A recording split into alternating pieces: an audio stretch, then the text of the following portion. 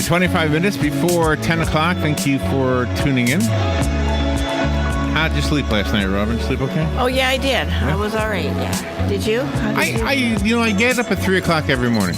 Yeah. And I do not use an alarm clock. I learned a long time ago that I hate alarm clocks, and somehow I have trained myself to be able to wake up at 3 for this job. Gosh. But I always tell myself, I'm an early riser by nature, but not that early. Uh-huh. So 5 o'clock is probably my natural time. But and I feel like I get good sleep, and there are some days when it'll be 1 o'clock in the afternoon, and I'll be thinking, oh man, I need a nap. Mm-hmm. So then I'll go in our office, close the door, and lower the light,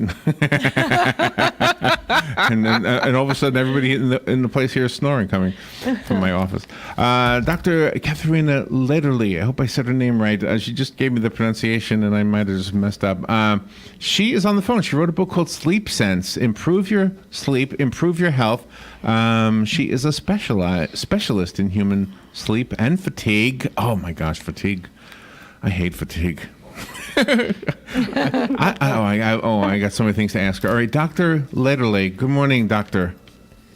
Hello, good morning to you. I'm so sorry I mispronounced your name, I'm sure. Could you pronounce your name for me?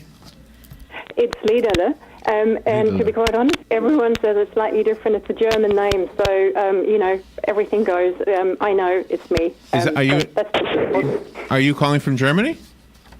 No, I'm in London, so I live and work in London, but originally I'm from Germany. Oh, okay. Well, thank you for being on our show.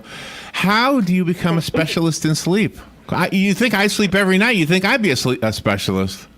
Well, exactly, and everyone is their own sleep expert, right? You know best, sort of, about your sleep. I would have to ask a lot of questions to get to know you and your sleep. But actually, we all are our own sleep experts.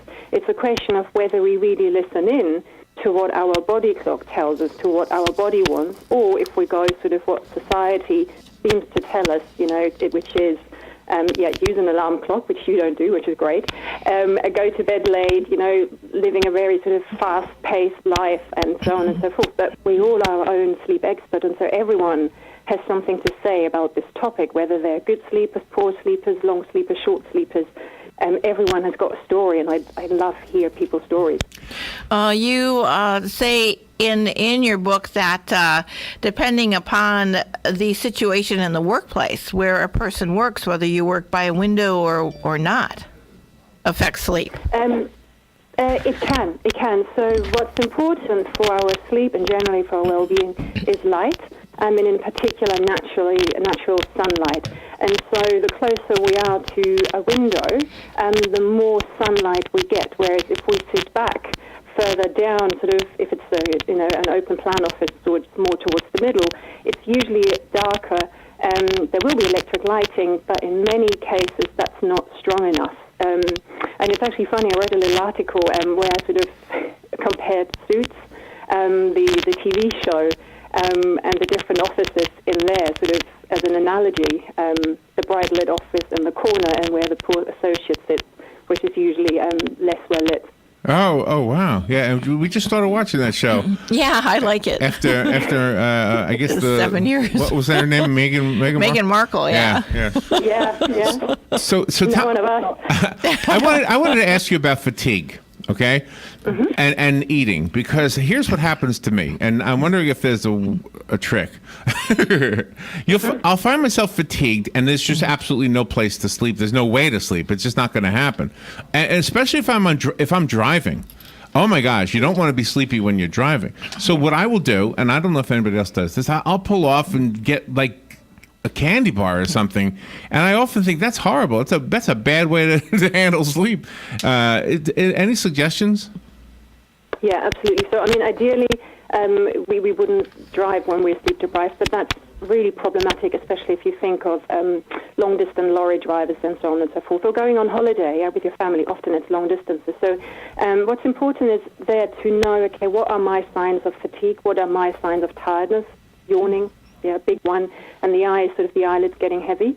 And then the best thing is what you just said actually is to pull over. And what you can do is you pull over, you have a quick coffee, and then you have a 20-minute nap. And when you wake up, you've got sort of a double boost, or actually a triple boost. You've slept.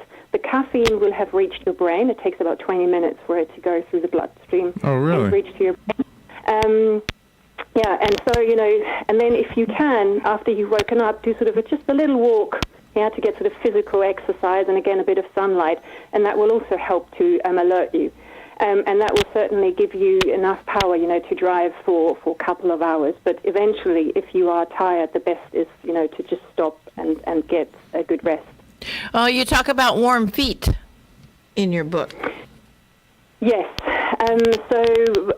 What happens in the evening and at night is that our core body temperature, so deep down in the body, that temperature drops. Not much, by about centigrade, but it needs that drop for us to kind of fall asleep. It's one of the many signals that sleep's happening. The way we release heat from the inside is through our hands and feet, the blood vessels there, because they're very close to the skin.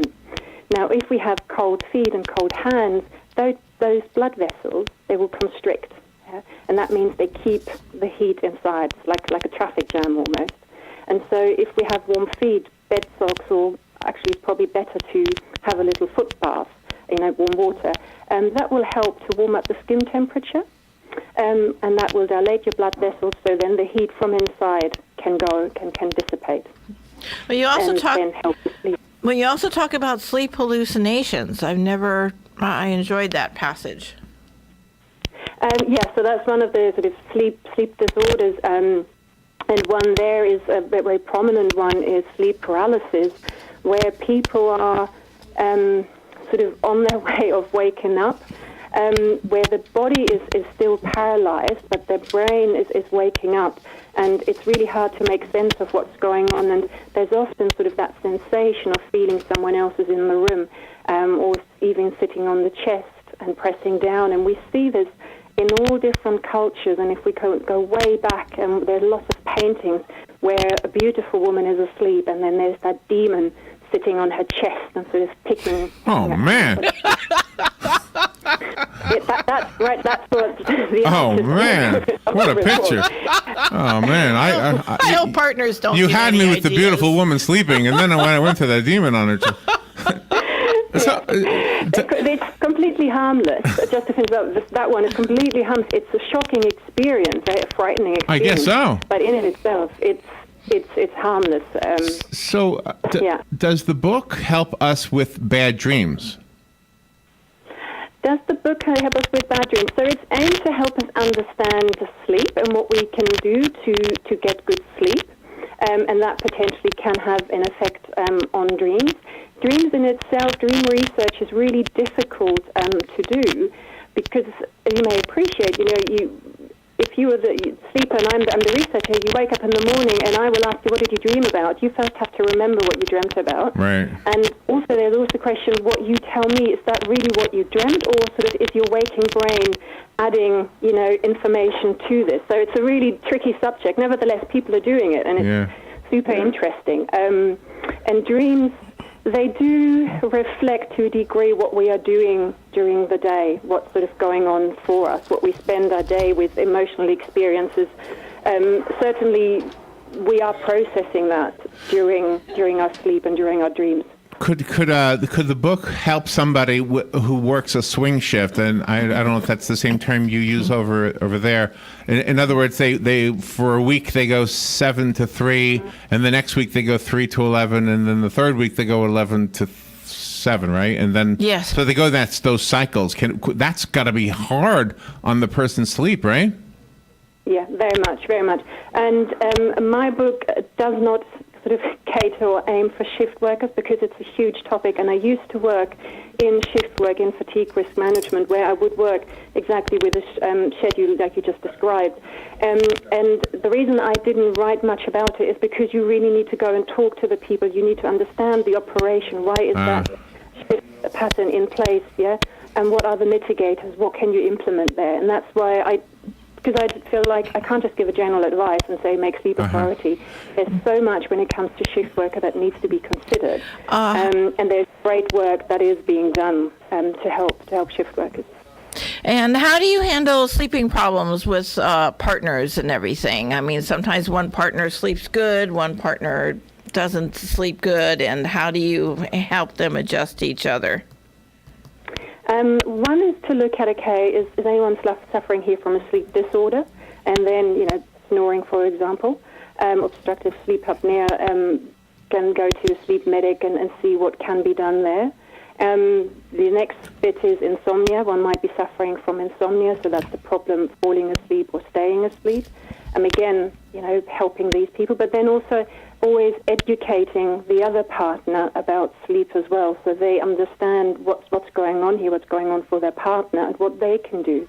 And that may be for, going into separate rooms for some time. But to be honest, and this always depends on my clients, but I'm always in favor of sharing a bedroom because that's what you want to do if you're in a relationship. Oh, However, me too. If the client, no, that's not what we want. Okay, we work with this, but most people, they do want to share. So, yeah, it's looking what's going on and keeping everyone, within the communication and that communication loop.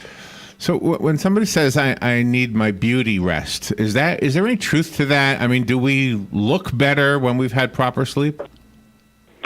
Yes, apparently so. There has been a study on that.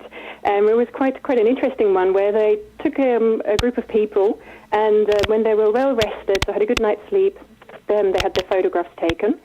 And then the researchers sleep deprived them, so they weren't allowed to sleep for something like 31 hours, the odd number. Wow. And again, they took a photograph of each one. And then they had sort of judges, and they showed the judges these two sets of photographs and, asked them which one is more attractive. And majority of pictures of the well-rested condition, that's what was judged as more attractive, good-looking, and so on and so forth. Wow. So there is certainly an effect. The skin becomes paler. We sort of have red eyes. Probably wrinkles become more pronounced. Wow. So there certainly is an effect, on our look. I think you have just come up with a great idea. We should date in the morning. If you are a morning person, right? Well, I mean, dates right. Then they're like, really grumpy. What do you tell parents? They have brand new babies, and I have witnessed parents that have had children that are like 5 or 6 year old, and they keep them up till like 10, 11 o'clock at night. I was always a believer in putting my children down no later than 8. Yeah, absolutely. So kids need their sleep. That's so important for development. And little children, they need 10, 11 hours, depends what age they are. So they really, because sleep, we know how important it is for our health and our emotions. Now think about a little child and their brain still developing, still growing. So it's even more important that they get the sleep they need and good quality sleep. So yeah, absolutely. Get them to bed, what you just said, no later than 8, and let them sleep. Give them the best environment that you can. Doctor, I wanted you to talk about the bed and the pillow, because in commercials, in TV advertisements, and radio ads, they want you to believe, those people who sell mattress, they want you to believe that their mattress will give you a better night's sleep, or their pillow will. Is there any truth to that? How do we know as the consumer, if there is any truth to it, which ones will work for us? That one that doesn't give you any pain. That's really, we are all somewhat different. Our spines are slightly different. Our necks are slightly different. So we have to find what's most comfortable for me. And that may be, I have to trial a little bit. And usually that means it is more expensive because it's better materials that are being used. But it is a little bit of a trial. What do I feel most comfortable in? Because if I'm in pain because of how I'm sleeping, the mattress or the pillow, I'm not going to sleep well, So it's really down to us to find the right thing. And there's huge advances now that they look into sort of having pillows or duvets or mattress that help us to cool down, which is especially important now in the summer months. I will nod off sometimes during a television show or something and just, lay down on the couch and go to sleep. But then when I wake up, I go to bed, and then all of a sudden I'm wide awake. Why is that? Because you've lowered your pressure to sleep. So If you think about it, if you sleep well and you wake up in the morning, your pressure to sleep is zero because you have just slept. And with every hour you are awake, you slowly build up that pressure more and more and more until it hits a threshold, which in most people is around after 16 hours. And then hits that threshold and you go to bed and sleep. Now, if you nap close to your bedtime, so in the evening in front of the TV, you're starting to lower that pressure, yeah? And so when you then go to bed, that pressure hasn't hit its normal threshold, and it's a bit like, no, we're not sleeping yet because, the pressure isn't high enough. So the best thing is, if you feel like you dozing off on the sofa, get up, walk around a little bit, tidy, the cushions or tidy the kitchen, something really simple and not too activating or not too stimulating, but certainly don't sit down, get moving. Is there anything that we can do about noise? Let's say you live in a city and there's fire engines and all that stuff outside. There was a device I saw in a store that said it would create noise to filter out the noise, like a white noise or something. Can you talk about that a little bit? Yes, and for some people that is helpful, and noise is a really interesting one. So for me, the noise of helicopters is like a lullaby. If I hear a helicopter at night, I feel safe and I can just turn around, snuggle up and fall asleep. Wow. My dad hears the helicopter and he's like, no way, there's no bit of sleep in him. And the reason being, so I grew up on a farm, and so did he, because he's a farmer. And next to our farm is an army base. And so since I was a baby, I've heard that noise. And so, I'm used to it. Oh, wow. Now, my dad moved to that farm, when he was 14. And so for him, that noise has always been, like an intruder. And it's really interesting because before they fly at night, they will start, train during the day. And so my dad knows what's coming. And there's already sort of a bit of an anger and annoyance that's building up. Oh, my God, they're going to do a night flight and they're going to wake me up. Oh. So it's really interesting how we all relate to noise. And coming to your question, with the white noise machine, for some people, that can certainly help, absolutely. Earplugs is another. Noise is a real problem. There's also this sort of the attitude, what I was just saying with my dad, he already gets annoyed during the day because he knows they're going to fly at night. So there's already a bit of anger inside of him when he goes to bed, which is not very helpful to sleep. I worked for a little while at an assisted living facility, like a nursing home, and there was a lady there. There was a lady there who could not sleep. At least she said she could not sleep anywhere except in a recliner. And I guess, whatever works for you, right? Is that okay? Yeah, exactly. Whatever works for you, and you will know that you slept well if you wake up feeling refreshed and ready for the day. Yeah. If you need to have 5 coffees during the day, then I'd say, well, something isn't quite right here. But having a cup of coffee in the morning is absolutely fine, as long as you can go about your day without having these real deep moments of an extreme tiredness. You did some kind of a comparison study between the sleep habits in the United Kingdom and in the United States and in Germany. What differences did you find? So that's actually a piece of research done by the National Sleep Foundation in the States, and they were just measuring in different countries sleep duration. And what we see across the board is that sleep duration is decreasing massively. So an healthy adult, needs between 7 and 9 hours. We're all a little bit different, so it's hard to say. But more and more people get less than 7, closer to 6, or sometimes even less than 6 hours, and that is just not enough. That's not enough for us to stay healthy, be able to really perform, and also it's important for our emotions. So we become more reactive, and we snap much quicker at the people around us if we haven't slept enough. So I heard something once, and I'm going to ask you this and then ask you to expand on it. The way to fall asleep if you can't fall asleep was told to me once, and I've tried it, and it works usually.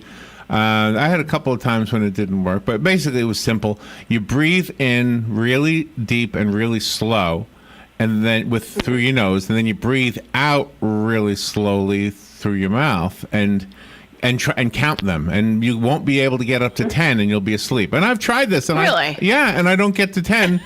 and I'm asleep. I gotta try this. So, have you heard of that? And are there anything aside from sleeping pills? Is there anything else that somebody who's not falling asleep can do? Yeah.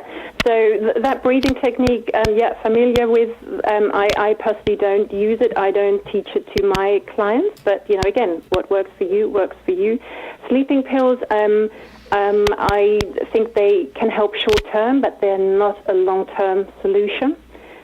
We see enough evidence for that.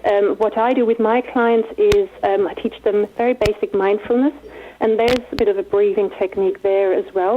And then acceptance training, where it's about accepting, hey, right now I'm having difficulties falling asleep. Yeah? And instead of struggling with this, oh, damn, I can't fall asleep, and I really must fall asleep because Kat said, my wrinkles will become more visible, and I'm going to have pale skin, this is awful, and I also need to be able to perform on radio tomorrow, I really need to sleep. Instead of being in this sort of angry state, we just say, okay, right now I can't sleep, but I can just lie here and rest and conserve energy that way. And that keeps in a calmer state. Yeah. And you address restless leg syndrome. We've been hearing about that more and more lately. Yes. And so again, there is some medication available for that. And that's where mindfulness, again, has been shown to be supportive, not to make it go away, but just helping people to deal better with the symptoms, with what's happening. And so I think there the combination of medication and mindfulness is a very useful one. I'm going to ask you the exact opposite question of sort of what we've been asking. A lot of times I'll go to church and my niece will be next to me. And I will be I fall asleep when the pastor starts to do the sermon, and my niece will push her elbow into me. Is there any way that I can get her to stop doing that? Yeah, if I knew what, because I suffer from exactly the same, always have been, and my mum once got picked up in church, Mrs. Lederle and her sleeping daughter. Yeah, maybe sit further away. No, it's a tricky one. Again, it's the question for me. Do you get enough sleep?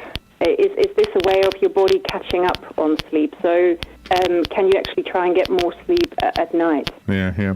By the way, I just wanted to tell you, my mother was born in Germany. She was born in a town called Vell Bert. I've never been there, but I always wanted to visit. Are you familiar with the town of Vell Bert? No. Do you know which part it is? Oh my gosh, I think they say the Rhineland. Yeah, that's what I would have thought. Yeah, it sounds like somewhere down there. Not too much, but I lived in Heidelberg. That's where I studied, and so I presume it's somewhere in that area because they all sort of have similar names. Beautiful, beautiful part. Yeah, you should definitely go summer or early autumn because then they have festivals going on, and that's really lovely. So can I share with you my two German phrases I know? Absolutely. Ich liebe dich. Oh, thank you. I know how to say I love you. And thank you. And hast du Fleur. Say that again. Did I say? Oh, am I saying it wrong? I think it means do you have fleas? Hast du Fleur. Hast du Fleur? Yeah. Hast du Fleur, that's right. Yeah. Because I love you. Do you have fleas? I remember that when I was a kid. That is certainly at some point it will be helpful. Absolutely. You are fun. It's a fun. The book has not come out yet, right? It comes out at the end of the month, right? It's here. No, it has come out now, but I'm not entirely sure, to be honest, when it comes out in the US. So it came out in the UK in June. Okay. So I'm terribly sorry. I do not know when it comes out in the US. Well, I was just looking at Amazon. It says July 31st. Okay. Doctor, thank you for being with us today. That was a fun interview. Thank you. All right. Have a lovely day. We will take a little break. And the book is called Sleep Sense. Oh, do you have a website? Yes, I do. And it's called Somnia. So somnia@org.uk. Somnia. Oh, the email is somnia@orgs.uk. Oh, no, sorry, that was my mistake. So somnia.org.uk. Okay, that's the right way around. somnia.org.uk. Okay. Yeah. Thank you, Doctor. Thank you for being with us today. That was fun. Thank you. Thank you. Bye. We'll be right back.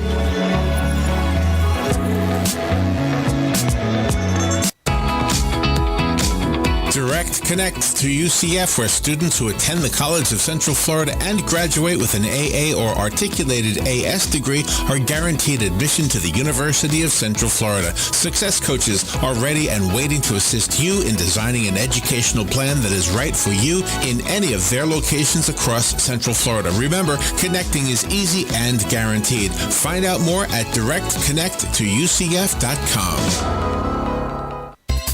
Here is your 1-minute news brief from The Source, WOCA. A state-created panel is beginning to award some of the $2 billion Florida received for damages related to the 2010 Deepwater Horizon oil spill in the Gulf of Mexico. 11 people, including 2 children, were rescued from the Indian River yesterday after their boat capsized. A 29-year-old man